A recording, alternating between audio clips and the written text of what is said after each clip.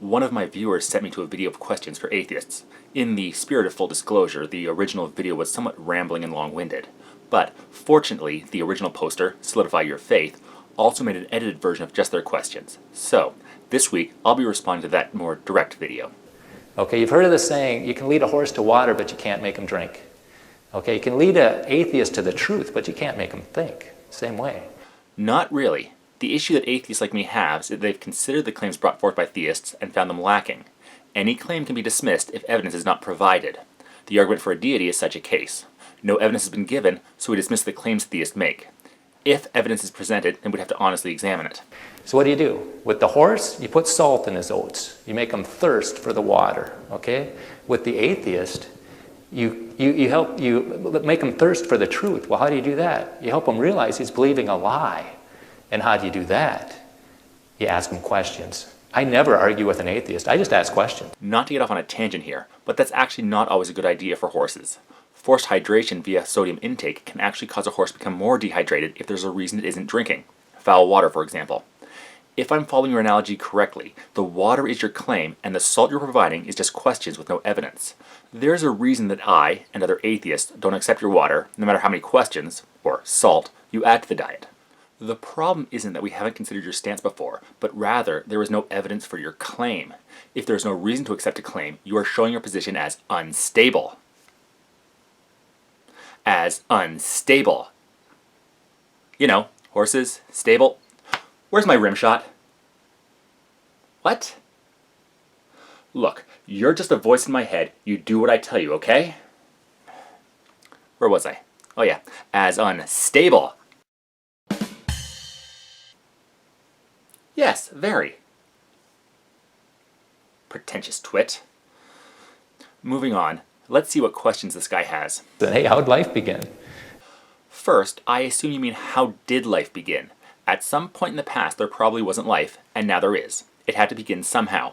We aren't entirely sure yet how it did occur. We have some ideas. Jeremy England's work in cell biology has led to the hypothesis that random groups of molecules can self-organize to more efficiently absorb and dissipate heat from the environment. And of course, the Miller-Urey work showed that amino acids and proteins can form through naturalistic procedures. But even if we didn't have any idea how life could have formed, there is still no reason that we should slot omnipotent designer being as a default explanation, especially since no evidence has been provided for one yet. Where did the matter come from? Again, we don't know. We have evidence of a massive expansion of heat and energy some 14 or so billion years ago, but so far we don't know what caused it or why. But, like the beginning of life, just because we don't know how it started does not mean we simply default to anthropomorphic deity as the answer. I don't know is a valid response if we don't have any evidence to point to something.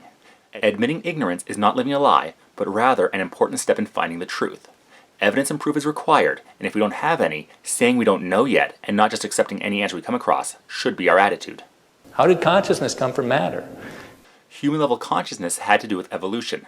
As tool users, to thrive, we had to understand how we would affect the world, and so we had to become curious about the world. It was a cycle. To get better tools, we had to get a better understanding of the world and become more curious. Eventually, we got to the point where we were asking who we were and what makes us, well, us. Becoming aware of ourselves. In other words, consciousness. What happens when you die? As far as we understand, our personalities, our thoughts, whatever makes us, us, is tied to our brain functions. When our brains quit working, that's it. The end.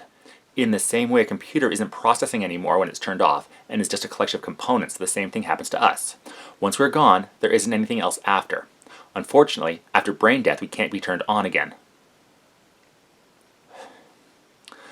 As depressing as that may be for some, as far as we know, this life is it, and when it's done, it's done. And it helps them to realize they don't have it all figured out. Of course we don't have it all figured out. The universe is an amazing place, and what we don't know is enormous. Maybe somebody will discover evidence for a deity, in which case I'll have to follow where that evidence leads. But just because we don't have all the answers doesn't mean that any claimed answer is the truth. I need to be convinced to accept an argument. And I've got this one question. I just want to do a quick survey. Are you a mutated animal? Yes. Yes, we are. There are roughly 60 to 120 mutations in an average human. That may seem like a lot, but considering how complex we are, those mutations barely register. However, over generations they can build noticeable differences between us and our ancestors. If you were asked, are you a mutated animal, how many people would be offended? I would, Yes, there's a negative connotation regarding mutants. I blame the media, showing an unflattering picture of mutants and mutations as something to be feared. But mutation and natural selection is what has resulted in the massive diversity and survival of life on this planet. I'm not offended because I understand what mutation means in a scientific context. We're made in the image of God. And if they're calling me a mutated animal, they're calling God a mutated animal. All right?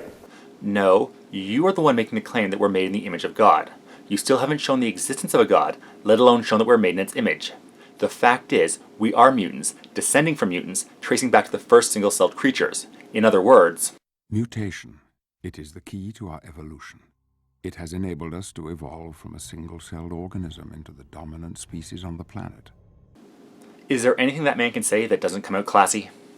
I like big butts, and I cannot lie. So when I'm at St. Cloud State, and I've got an atheist in front of me, and he's kind of firm in what he believes, and he's attacking what I believe, sometimes I'll ask him, are you a mutated animal? Do you believe you're a mutated animal? They have a real hard time answering that. You know, they'll hem and haw about it, but that is what they believe. So that is a valid question. You know, it has everything. It's their belief system. It's their foundation. Again, it's because of the general bias against the idea of mutants. But the universe doesn't care what our personal feelings are about, well, anything. As disgusted as you might be to think you are nothing but a current link in a chain going back to the beginning of life on this planet and echoing through our descendants, that's what it is. And no matter how much you feel it's offensive, the universe is still the way it is. I'm not hemming and hawing. I freely admit that I, and every other human, well, every other biological being currently alive on this planet is a mutant. Now here's some other questions that you can ask an atheist. You know, is your brain a bag of chemicals? Is that all it is?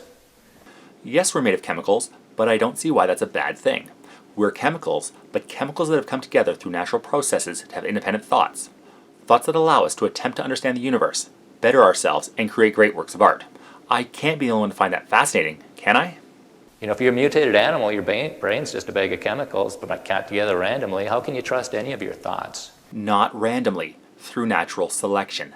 The mutations you talk about are random, yes, but natural selection of those mutations is anything but random. A mutation can be helpful, harmful, or just neutral. However, a creature with mutations that make it more likely to survive and breed will have a better chance to survive and breed, passing on any helpful mutation. A mutation that makes it less likely an organism will thrive will be weeded out by the simple fact that it will be less likely to be able to breed. Our thought processes are the same. The ability to accurately understand the world around us is essential to our survival. If we didn't, we would not be able to make tools that thrive as we have. An accurate thought process is more helpful for survival, so humans are bred through natural selection to have a brain with thoughts we can trust, as long as we receive accurate information. And that's what upset the atheist in my last talk. He just yells out, "Perfect," and he storms out of there. And he left in a big scene. That's because you use deliberately offensive and derogatory comments to describe a naturalistic position in an attempt to provoke emotion rather than have a meaningful conversation. I could say that the Christian believes in a vindictive sky bully who will punish for eternity anybody who honestly can't find evidence for its existence or doesn't think that human sacrifice is the best thing ever. That is, fundamentally the basis of your beliefs, but saying it like that would be both rude and antagonistic, and I try not to stoop to that level. Emphasis on try. This is the latest batch of questions I've been sent. As always, if you guys come across anything else you think I should go over, or have questions of your own, send them my way.